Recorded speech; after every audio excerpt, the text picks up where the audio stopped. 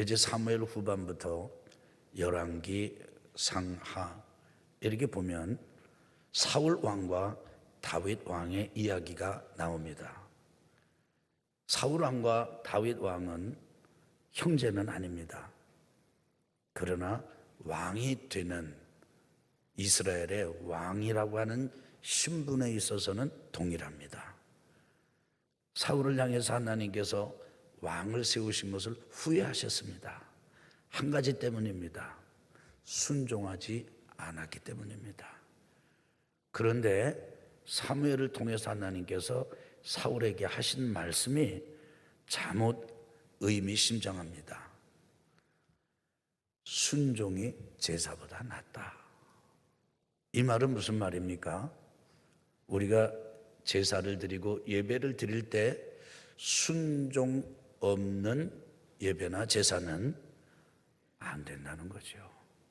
그것이 사울을 하나님께서 버젓이 왕의 자리에 있음에도 불구하고 더 이상 왕으로 인정하지 않으시는 그런 일이 돼버리고 근거가 돼버리고 말았습니다.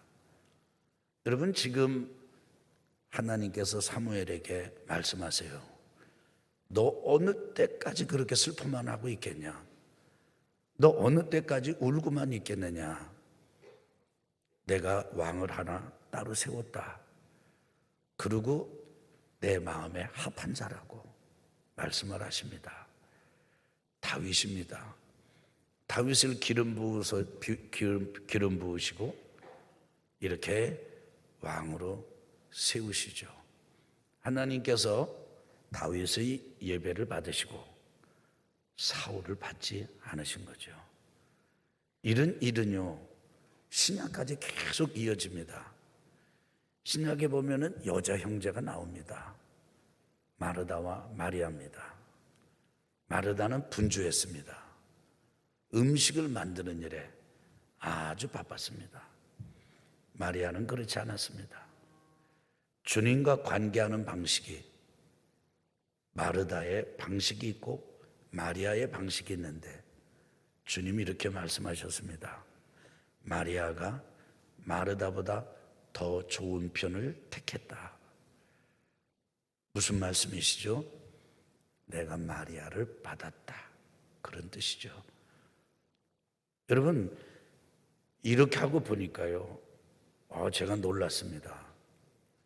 신약, 구약 통틀어서 한 인간의 운명을 결정하고 그리고 아주 결정적인 상승과 혹은 추락의 분기점, 기준점이 되었던 것이 예배였더라고요. 예배는 두 가지가 있습니다. 하나는 하나님이 받으시는 예배, 다른 하나는 하나님이 안 받으시는 예배입니다. 제가 6월에 예배에 집중하자고 하는 이유가 있습니다. 여러분과 제가 드리는 예배가 하나님께서 냄새난다, 야, 너 마당만 밟는 거야 라고 하는 예배라고 한다면 이건 너무너무 슬픈 일 아니겠습니까? 바라기는 여러분과 제가 하나님께서 받으시는 예배자가 되기를 예수님의 이름으로 축원합니다. 오늘 말씀은 사도행전 13장 50절에서 52절의 말씀입니다. 우리 모두 다 성경을 봉독하는 순서를 맡은 사람처럼 같이 한번 주보의 금주의 강단란을 참조하시고 읽어보겠습니다. 같이 읽겠습니다. 이에 유대인들이 경건한 귀부인들과 그 신의 유력자들을 선동하여 바울과 바나바를 박해하게 하여 그 지역에서 쫓아내니 두 사람이 그들을 향하여 발에 티끌을 떨어버리고 이고니온으로 가거늘 제자들은 기쁨과 성령이 충만하니라. 사도행전 13장 50절에서 52절 말씀, 우리 아멘 세 번 합시다. 아멘, 아멘, 아멘. 제자들은 뭐가 충만했다고요? 기쁨과 성령이 충만했습니다. 여러분에게 묻겠습니다. 예배를 드리시는 여러분에게 묻겠습니다. 지금 여러분이 무엇으로 충만하십니까? 저는 우리가 기쁨과 성령으로 충만하게 되기를 축복합니다. 이때 제자들의 상황과 형편은 일반적으로 기뻐할 만한 상황이 아닙니다. 성령이 충만한 분위기가 아닙니다. 안디옥 교회에서 예배를 드리다가 성령의 지시를 받아서 첫 번째 선교단으로 피택을 받고 이제 선교팀으로 파송받은 사람들 바울과 바나바와 일행입니다. 이들이 구브로를 거쳐서 섬 지나서 그리고 밤빌리아를 지나서 비시디아 안디옥이라고 하는 도시에 이르렀습니다. 안식일이 되었을 때 이들이 회당에 들어갑니다. 회당에 들어가서 이스라엘 백성들의 역사를 쭉 소개하면서 모든 이스라엘 백성들의 역사의 이 목적과 초점은 예수는 그리스도라고 하는 데 있다. 세례 요한이 증인이었고 우리가 증인이다. 예수님을 전했습니다. 사람들의 반응이 아주 열광적이었습니다. 특별히 그리스 사람들이 열광적이었습니다. 다음 안식일에도 오셔서 이 말씀을 전해 주십시오 요청했습니다. 그 다음 안식일이 되었을 때는 바울과 바나바 일행이 깜짝 놀랐습니다. 왜냐하면 비시디아 안디옥 시민 거지반이 다 하나님의 말씀을 들으려고 모였기 때문입니다. 한 주간 만에 이 비시디아 안디옥이라고 하는 도시에 대부흥이 일어난 것이에요. 그런데 이 일에 대해서 유대인들은 매우 못마땅하게 생각했습니다. 사람들하고 스크럼을 짜듯이 짜가지고 바울과 바나바를 공격했습니다. 비난했습니다. 그래도 안 되니까 아주 말빨 센 여자들 또 권력자들을 부추겨가지고 충동질을 해서 그 도시에서 쫓아냈습니다. 그러니까 바울과 바나바 일행이 이 제자들이 비시디아 안디옥에서 쫓겨난 거예요. 쫓겨나면서 이들은요 발에 먼지를 떨었습니다. 기분 좋은 일이 아니죠. 결코 유쾌한 일이 아닙니다. 그런데 이들은 잊지 않은 것이 있었습니다. 그들이 충만한 것이 있었습니다. 기쁨과 성령입니다. 저는 이들이 어떻게 이런 상황에서 이렇게 기쁨으로 넘칠 수가 있었을까? 어떻게 성령으로 이렇게 충만할 수가 있었을까? 생각하면서 묵상하면서 그 현장 그 곳을 서성이면서 깨달은 것은 이들은 온전한 예배자들이었기 때문이다 라고 하는 결론을 얻었습니다. 이들의 예배는 안디옥 교회에서처럼 안식일 회당에서처럼 모여서 한 것도 있습니다. 그런데 지금 쫓겨나면서 그 길을 걸어서 이렇게 발에 먼지를 떨고 그리고 그 도시를 떠나 옮기는 이런 길거리, 삶의 자리, 일상에서의 예배도 되었던 것이죠. 이들은 예배자의 영으로 충만했습니다. 이들이 가졌던 예배의 중심은 무엇이었습니까? 그리고 이들이 가졌던 예배의 기본은 무엇이었습니까? 저는 이 점을 오늘 초점을 둬서 여러분에게 말씀을 드리면서 우리 모두 이번 한 주간은 예배의 기본을 닦는 한 주간이 되기를 축복합니다. 첫 번째로 이들의 예배는 받으려고 애를 쓰는 예배가 아니라 드리려고 애를 쓰는 예배였습니다. 한번 따라 하십시다. 받으려고 하지 않고 드리고자 힘을 씁니다. 이게 기본이 잘 된 예배라는 거예요. 예배의 기본이 받는 게 아니고 드리는 것입니다. 여러분 어릴 때 어느 때 가장 기뻤습니까? 부모님께 무엇인가 해 드릴 수 있었을 때입니다. 아주 순수하고 오염되지 않고 깨끗한 심령이었을 그때 아주 조그만 것, 사소한 것 하나라도 좋은 것 들면 전부 누구 갖다 주냐면 엄마 아빠 갖다 줬어요.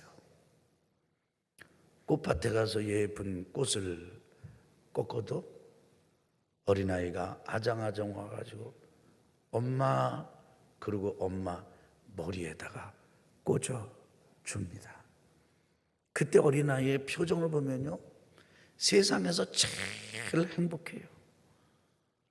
여러분, 엄마 아빠가 나한테 뭘 안 해주나 이런 생각을 할 줄을 모릅니다. 음식 하나, 꽃 한 송이. 여러분, 어린 자녀들이 엄마 아빠 생일이 될 때 뭘로 기뻐하는지 아십니까? 엄마 아빠 생일을 선물을 준비해서 갖다 드리고 전할 때 그때 자녀들이 너무너무 기쁘죠. 이제 그런 자녀들이 자랍니다. 자라서 짝을 만납니다. 배우자를 만나는 거예요. 가정을 이룹니다. 그 철없는 어린 자녀들이 이제는 아내가 되고 남편이 됩니다. 아내는 어느 때 가장 기쁩니까? 그것은 남편에게 좋은 걸 해줄 때입니다. 순수할 때 하는 얘기예요. 오염되지 않았을 때. 아니, 결혼할 때 보면은 꿀이 뚝뚝 떨어지잖아요. 그래가지고 뭐래도 신랑에게, 배우자에게, 남편에게 해주고 싶어. 그래서 해주면서 음식을 잘 먹는 걸 보면 기쁘고, 그리고 좋은 옷을 마련해서 입혀서 늠름하게 다니는 남편을 보면 아내는 행복하기 그지없습니다. 아주 순수할 때 얘기해요. 오염되지 않았을 때. 남편이 어느 때 가장 기쁜 줄 아십니까? 남편은요, 자기들이 열심히 일해가지고 아내에게 뭔가 갖다 줄 수 있을 때, 기분 최고로 좋습니다. 아니, 순수할 때 얘기요. 오염되지 않았을 때. 그래서 결혼한 배우자가, 부부가요, 그냥 서로 주는 게 너무너무 좋아. 그렇게 해서 세월이 흐르면 자식이 하나 생기고 둘 생기고 셋 생깁니다. 이제 부모가 된 거예요. 그 부모가 또 언제 제일 기쁘죠? 자녀에게 무언가 해 줄 수 있을 때. 나는 좋은 이런 안 하면서도 자식에게 좋은 신발을 사줄 수 있을 때, 좋은 명품 메이커의 옷을 입힐 수 있을 때, 엄마가 스스로는 자기가 그냥 염색하면서도 딸은 데리고 가서 이쁘게 해가지고 단장해 줄 때 기쁘잖아요. 그냥 보는 것만 해도 기쁘잖아요. 냄새를 맡아도 좋고 만져도 좋고. 뭐 할 때요? 줄 때요, 줄 때. 여러분, 아주 순수하고 오염되지 않은 인생의 관계에서는요, 받을 때보다 줄 때가 훨씬 기분이 좋습니다. 기쁨이 넘칩니다.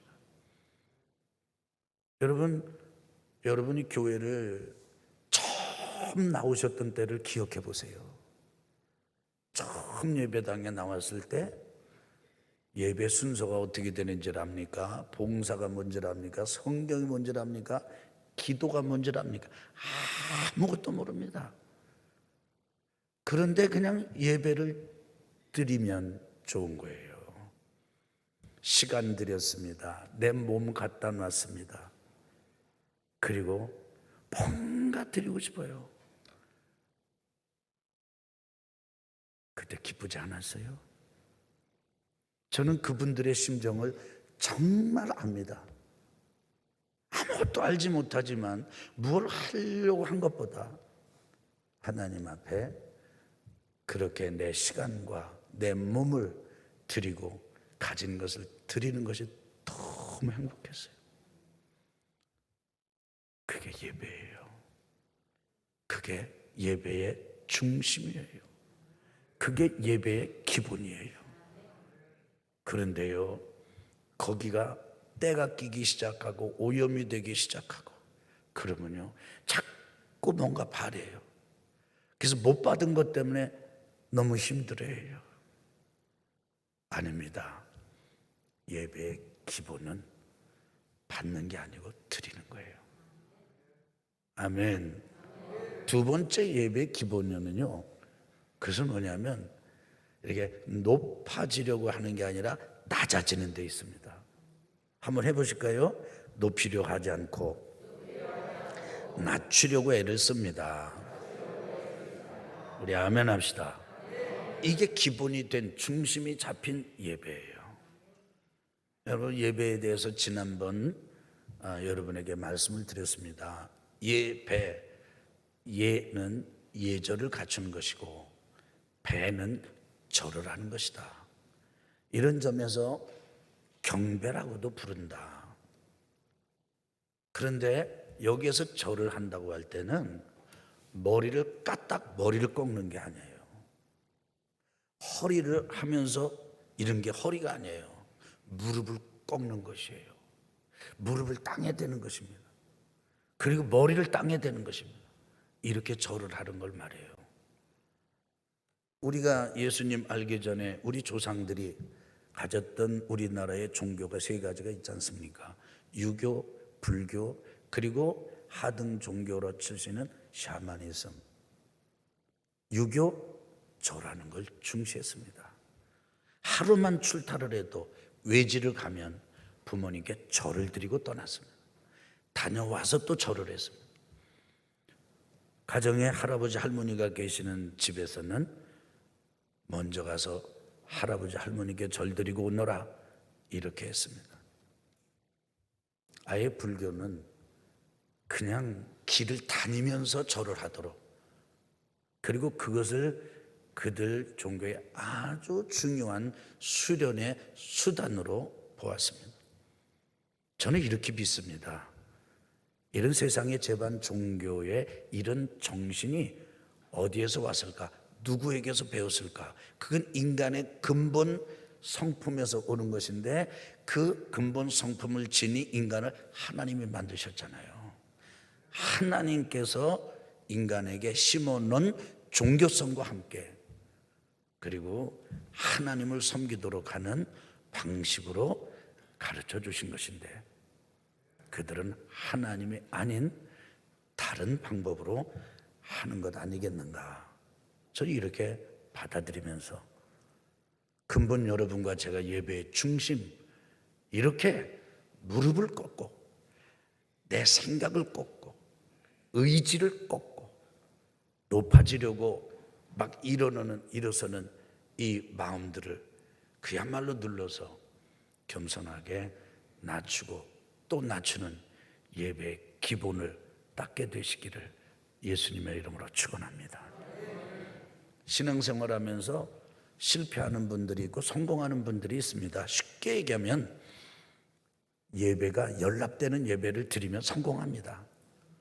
근데 예배를 드리고도 연락되지 못하는 예배를 드리면 실패합니다. 어떤 분들은 오늘 찬양이 참 좋았어. 오늘 예배를 드린 것 같아. 야, 오늘 말씀이 너무 내 마음에 아주 와서 쏙 닿았어. 참 좋아. 오늘 아주 그 분위기 괜찮더라고. 거기는 보니까 분위기가 은혜스러워. 물론 다 우리 교회가 이렇게 말하게 되길 바랍니다. 그런데 기억하세요. 그건 예배의 중심이 아니에요. 그건 하나님의 선물일 수는 있어요. 그야말로 하나님의 은총일 수는 있어요. 그런데 그것이 예배의 중심이나 기본이 아닙니다. 설교는 무엇이고 찬양은 무엇입니까? 우리가 가지고 있는 예배의 모든 이 순서, 이것은 무엇입니까? 저는 지금도 우리 교회뿐 아니라 우리 개신교회 예배 순서가 너무 많다고 생각하는 이 목회자 중에 하나입니다. 그래서 우리 삼부 예배는 순서가 대폭 줄었잖아요. 성경에서 여기는 예배하는 그 교회의 모습을 보면 간단해 4가지예요. 첫째 모였어요. 두 번째 떡을 뗐어요. 세 번째 말씀을 들었습니다. 가르침을 받았습니다. 그리고 네 번째 교제했습니다. 이게 교회 예배의 전부였어요. 그러니까 우리가 예배 순서를 어떤 걸 많이 갖더라도 이 4가지를 잃으면 안 됩니다. 진짜 낮추고 높아지는 마음을 이기도록 예배하도록 안내하고 돕는 거죠. 여러분의 반응이 찬양대의 평가가 될 수 없습니다. 여러분의 평가가 말씀을 전하는 설교자의 기준이 될 수도 없는 거죠. 하나님이 받으실 만한 찬양이면 예배가 된 것이죠. 아멘. 하나님이 기뻐하시는 말씀을 증거한 것이면 그것이 하나님 앞에 연락이 되는 것이죠. 한번 따라 합시다. 높이려고 하지 않고 낮추려고 애를 씁니다. 세 번째로는요, 따라 합시다. 불평하지 않고 감사의 찬양을 부릅니다. 제가 새벽 예배마다 빼놓지 않고 드리는 기도가 있습니다. 그거 진짜 중심에서 나오는 기도예요. 예배 때 말이에요. 너무 감사해요. 그래서 하나님 앞에 기도할 때마다 빼놓지 않는 기도가 있어요. 감사합니다. 회개 기도도 드리기 전에 감사부터 나옵니다. 내가 나올 수 있다는 게 감사해요. 아침에 일어나면요, 그렇게 감사할 수가 없어요. 아까도 말씀드렸지만 눈이 떠져. 그 눈이 떠서 보니까 팔도 움직여져. 입을 열어서 말을 하니까 말이 나와. 앉아보니까 허리가 여전히 앉을 수 있어. 여러분 인생의 쓴맛을 못 보셨군요. 다리를 움직일 수가 있어. 내가 그 사지 육신 멀쩡한데 또 정신해가지고 예배당에를 나올 마음이 생겨. 내 속에 너무 새벽 예배 오고 싶어. 할렐루야.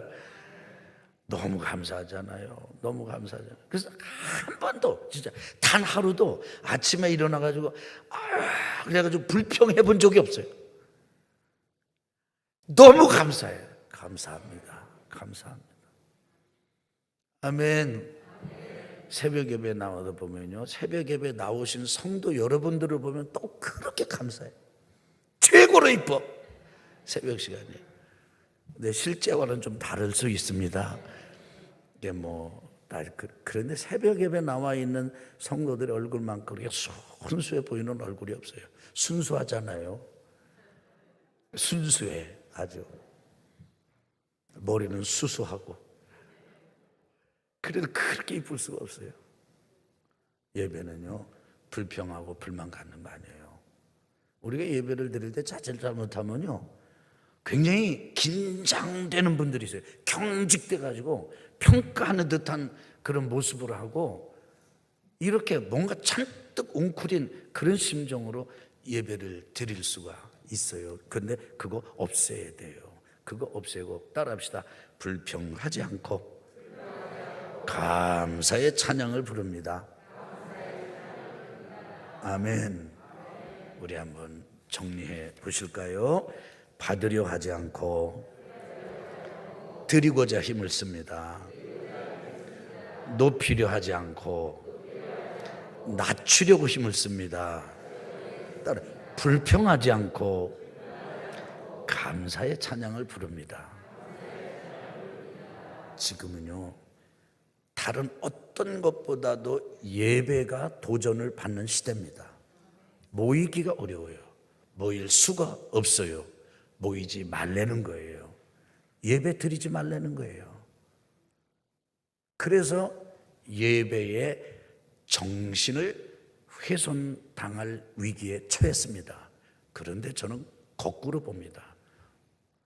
그럴수록 지금이야말로 예배의 본질을 회복할 때다.